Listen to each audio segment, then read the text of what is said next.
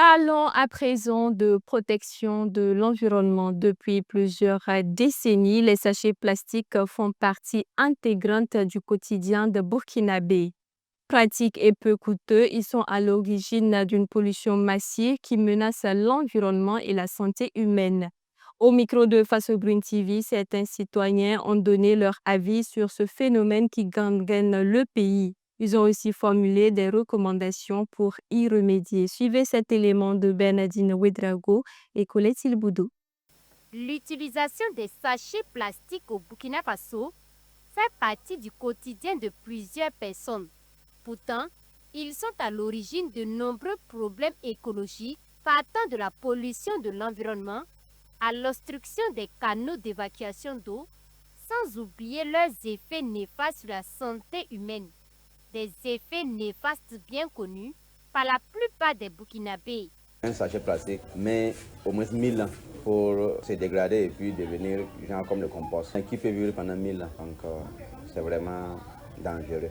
Quand il pleut même, ça obstrue les passages d'eau et puis rien que chez nous, les cours souvent peuvent être inondés à cause des sachets plastiques. Étant éleveur, je sais ce que les sachets aussi fait aux animaux. Pour ceux qui aiment planter les arbres, ils savent que quand il y a un sachet sous les racines de ces arbres-là, ces arbres ne vont pas pousser.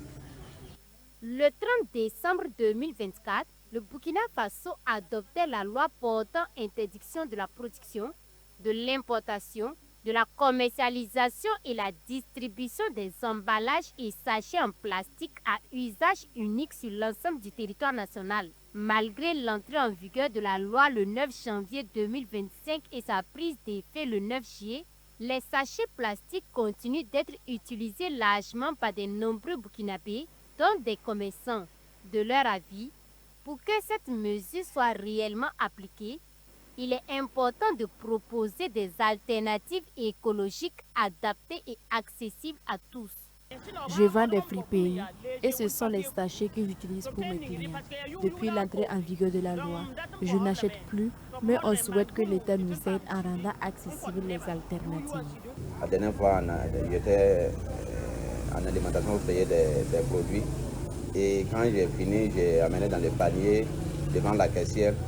Elle me dit que le sachet, biodégradable dans lequel elle va mettre mes effets là, je dois payer 500 francs. Bon, on s'est un peu tiraillé parce que 500 francs, c'est pas simple, c'est pas évident.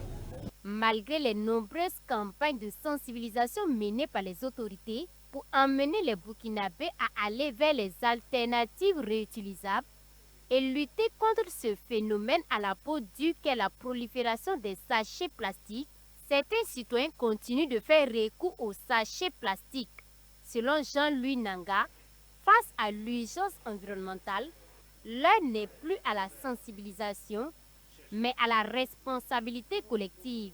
Au Burkina, ici, nous sommes difficiles. Pourquoi je dis cela? Parce que s'il y a 3-4 ans qu'on a commencé à sensibiliser et qu'on a même dit qu'on allait passer donc au biodégradable, déjà on devrait songer à diminuer l'importation de ces sachets ou la production même de ces sachets qui sont nocifs pour notre environnement.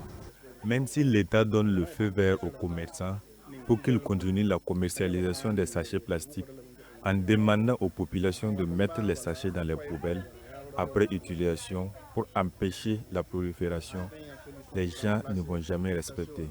Donc pour moi, il faut carrément éliminer les sachets sur le marché pour le bien de tous.